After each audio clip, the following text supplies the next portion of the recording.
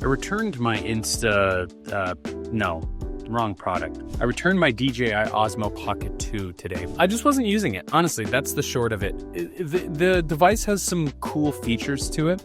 I think the biggest, most notable is the moving time lapse. I think that adds a lot of dynamic look, and it just makes your time lapses look way cooler for minimal, if no additional effort whatsoever. In terms of it as a vlogging camera, the audio quality is really impressive, especially for something of that generation, but it's not an impressive image quality. And sure, it is definitely has a nice stabilization factor, but you're still getting that bounce when you walk. You're still getting a lot of just general weird movements as the gimbal is trying to keep up with you or track you, which I found to be a pretty flawed function. You know, it's just not worth the $230. The Osmo Pocket 3, which is the latest one to come out, has had huge improvements on the image quality. Larger sensor, larger screen, shoots vertical, better audio quality.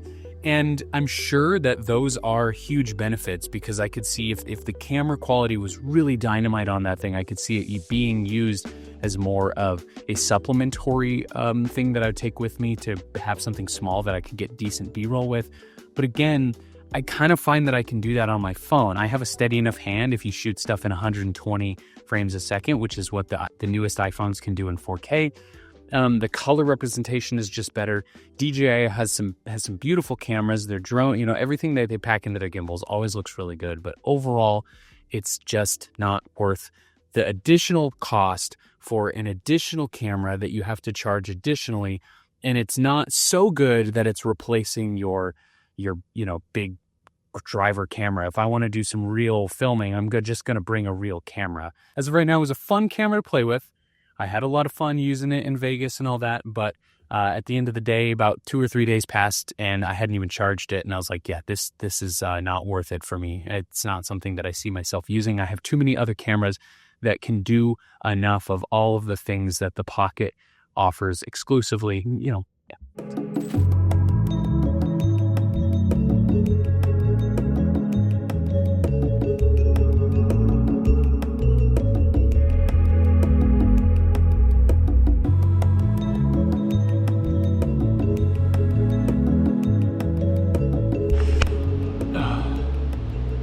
Yeah, that's the last official training run of the training block for this marathon.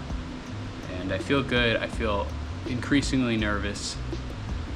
I have set a lofty goal for myself, which I guess means it's a good goal, right? If it's a little scary, it's a good goal. Like I've said before, it's going to take a miracle for me to push myself to this particular benchmark. And it's starting to feel real. At first it was a pipe dream, and then it started to become possible. And then next thing you know, I'm training for it as if it's a reality, a realistic possibility. But at the end of the day, I'm not sure that it is. I'm not really sure if it's something I can achieve, but I've set my sights on it so hard, and I've built the goal up. The determination has built up to a point where it's going to be a big pill to swallow if I don't cross it.